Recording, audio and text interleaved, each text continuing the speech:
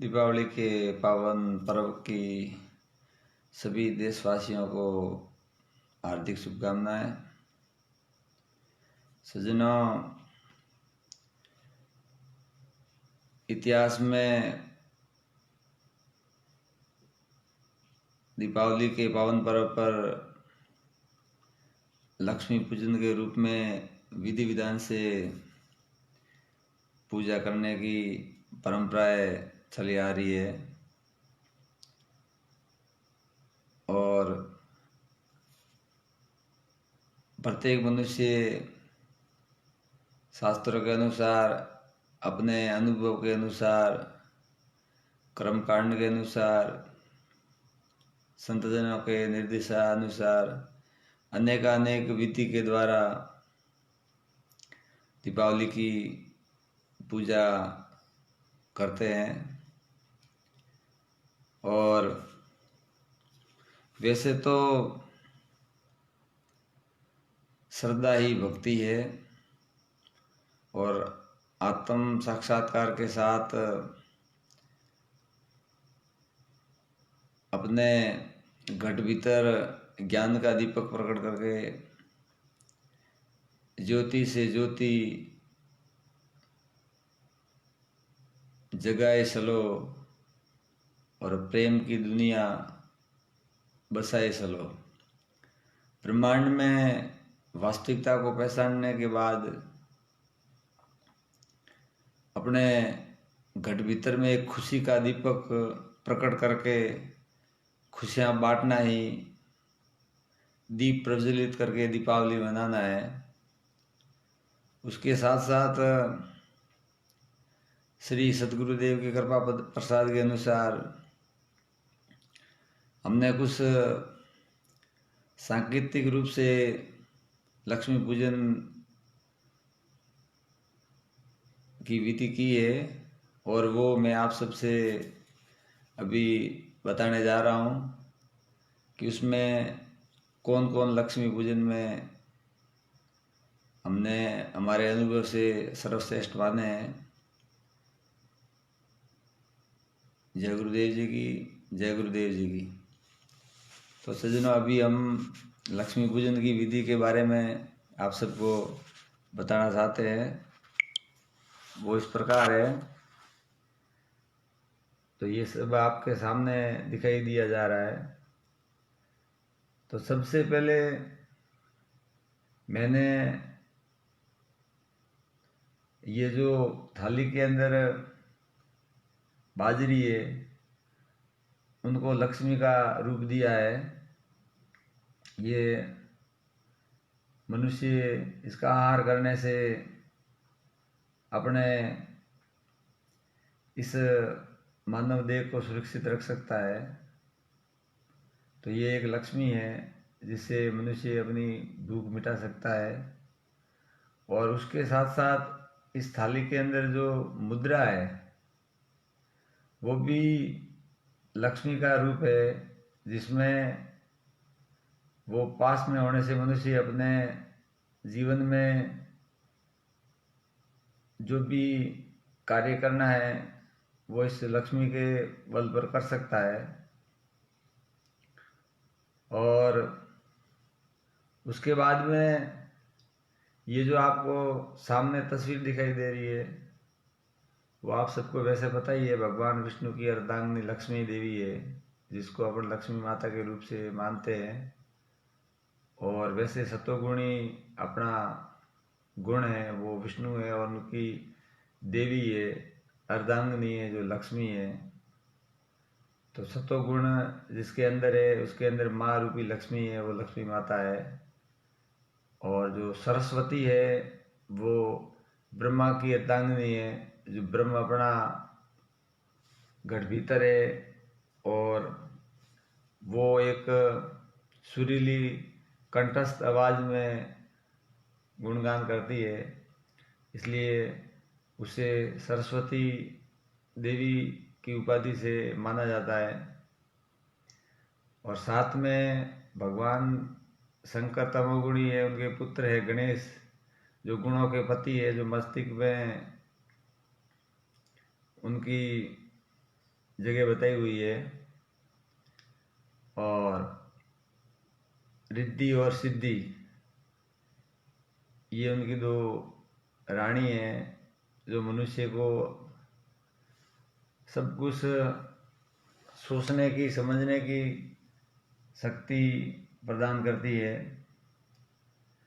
साथ ही साथ सज्जनों, ये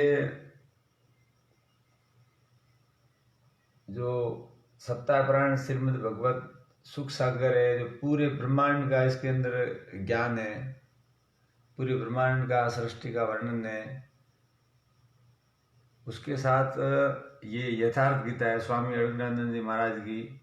इसमें एकदम साफ साफ घी की बाती वास्तविकता बताई हुई है।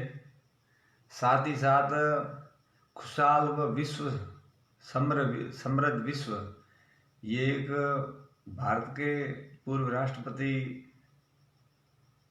द्वारा बनाई हुई एक ये पुस्तिका है। तो इसमें पूरे ब्रह्मांड को समृद्ध बनाने की बातें बताई हुई है। और साथ ही साथ मेरे जीवन के जो शब्द के माध्यम से वास्तविकता का ज्ञान प्राप्त करवाने की जो मार्गदर्शक हुआ वो मेरे गुरुदेव है, उनका ये तस्वीर है। और उसके साथ ही शिक्षा की देवी सावित्रीबाई फुले और महात्मा ज्योतिबा फुले की तस्वीर है, जिन्होंने हमें शिक्षा का ज्ञान देने में बहुत बड़ा अहम भूमिका अदा की है। और शिक्षा ही जीवन है, उसके साथ ही सब कुछ लक्ष्मी प्रकट की जा सकती है। और उसी के साथ ये जो माला के रूप में इस तस्वीर के ऊपर है, वो शब्द की गिनती करने का एक साधन है, शब्द उच्चारण करने का। बाकी वास्तविकता घट भीतर होती है, लेकिन एक सफर करने का साधन है वास्तविकता का। और इसी के साथ साथ जो वंश परंपराओं के अनुसार जो देवी के रूप में पूजी जाने वाली माँ है, वो ये हमारी जो कुल देवी है, हिंगलाज माता। तो इसी तरह हमने अपने अनुभव के अनुसार जो ये लक्ष्मी पूजन का दृश्य आपको दिखाया है, लेकिन प्रत्येक मनुष्य अपनी जिज्ञासा, श्रद्धा, विश्वास, अनुभव के अनुसार अनेक तरीकों से लक्ष्मी पूजन करता है। और ये सब कुछ बताने के बाद ये जो दीपक है, जो दीपक की ज्योति जल रही है, ये बाहर जो जल रहा है दीपक अपने सामने घी से, ये सीधा ही चेतन का प्रतीक है, जो अपने अंतःकरण में जो भीतरी ज्ञान में है। तो उस भीतरी ज्ञान को जागृत करने का एक ये तरीका है, जो बाहर की ज्योति जलाकर अंदर की ज्योति को एक बार जागृत किया जाता है। क्योंकि वो अंदर की ज्योति तो हमेशा जलती रहती है, लेकिन इस प्रकृति की माया के कारण अपने को बादलों की भांति चंद्रमा जैसे नहीं दिखाई देता है, उस तरीके से ये आभास होना बंद हो जाता है। तो उसके लिए ये जो बाहर घी का दीपक जलाकर अंदर के दीपक को जागृत करके अपने जीवन की वास्तविकता को प्रकट किया जा सकता है। इसीलिए अनेक मंत्र होते हैं, लेकिन उसके साथ एक गायत्री मंत्र है। तो उस मंत्र की जो शक्ति है, वो तो मनुष्य जब घट भीतर प्रकट करेगा तभी पता लगेगा। लेकिन उस मंत्र का जो भावार्थ है, हे प्राण स्वरूप, जो अपने प्राणों का जो रूप है, स्वरूप, हे प्राण स्वरूप, दुख नाशक, सुख स्वरूप, परिपूर्ण परमात्मा को हम अंतर आत्मा में धारण करते हैं। वह परमात्मा हमारे को सन्मार्ग की ओर प्रेरित करे। इसी तरह इस मंत्र को मनुष्य अपने जीवन में धारण करे तो वह अपनी वास्तविकता को पहचानते हुए भवसागर से पार उतर सकता है, क्योंकि सत्य ही जीवन है और सत्य ही ईश्वर है। ब्रह्मांड में अनेक रचनाएं बताई हुई है और वो रचनाएं सत्य को पहचानने की है। मनुष्य हमेशा अपने साथ कुछ समस्याएं आती है या कुछ प्राप्त करना है तो ब्रह्मांड में जो दार्शनिक रूप से जो दृश्य बताए हुए वहाँ जाकर वो ढूंढने की कोशिश करता है, लेकिन वहाँ मनुष्य अपने अनुभव के अनुसार वास्तविकता नहीं पहचान पाता है, क्योंकि वहाँ उनका कोई लगाव नहीं है। लेकिन शास्त्र और संतों के मतानुसार अगर मनुष्य को कुछ भी प्राप्त करना है, कुछ समस्या का समाधान करना है, तो सबसे पहले उनका मित्र है अपनी आत्मा। उस आत्मा को गुरुदेव को साक्षी मानते हुए अगर मनुष्य अपनी आत्मा को उस वास्तविकता के पता करने के लिए निवेदन करे तो 100% उनको उस समस्या का समाधान मिल सकता है। लेकिन उसके लिए अंतःकरण की शुद्धि होना बहुत जरूरी है। इसलिए गीता में कहा है कि हे अर्जुन, कर्म कर, और वो कर्म कर वो भी निष्काम भाव से, क्योंकि जब तक स्वार्थ है तब तक वास्तविकता का पता नहीं लगेगा। क्योंकि सत्य कोई जाति, धर्म, संप्रदाय के साथ नहीं होता है। सत्य अपने आप में सत्य है। जहाँ सत्य की वास्तविकता है वो ही सत्य कहा जाएगा। इसलिए अगर मनुष्य सत्य के मार्ग पर चलकर अपनी आत्मा से निवेदन करेगा तो उनका समाधान हो सकता है। और संत महात्माओं ने भी कहा है कि साधु भाई बाहर क्यों ढूंढे भाई, निज परमात्मा घटके माई, ऐसे वेद बताई, मृगा वन में फरे भटकता, और कस्तूरी ना बीरे माई। मतलब मृग की भांति अपने को घास सूंघ कर भ्रमित होने की जरूरत नहीं है। नाभि के अंदर कस्तूरी है मृग की। इसी तरह मनुष्य के घट भीतर परमात्मा है, उसको प्राप्त करने के लिए भीतर उतरना है। बाहर जब अपन जाते हैं, जहाँ मंदिर है, तीर्थ है, व्रत है, जहाँ भी, वहाँ अपन घास की भांति भ्रमित होते, क्योंकि वहाँ वास्तविकता प्रकट करने के लिए अपने को भीतर प्रवेश करना पड़ता है। लेकिन अपन भीतर नहीं प्रवेश करके केवल बाहर से वास्तविकता प्राप्त करना चाहते हैं, लेकिन वहाँ उस दार्शनिक जगह से हटते ही अपने को वापिस वो भ्रम पैदा हो जाएगा। क्योंकि उस जगह जहाँ तपोभूमि है वहाँ वास्तविकता है, लेकिन वहाँ से हटते ही अपने को वही समस्या शुरू हो जाएगी।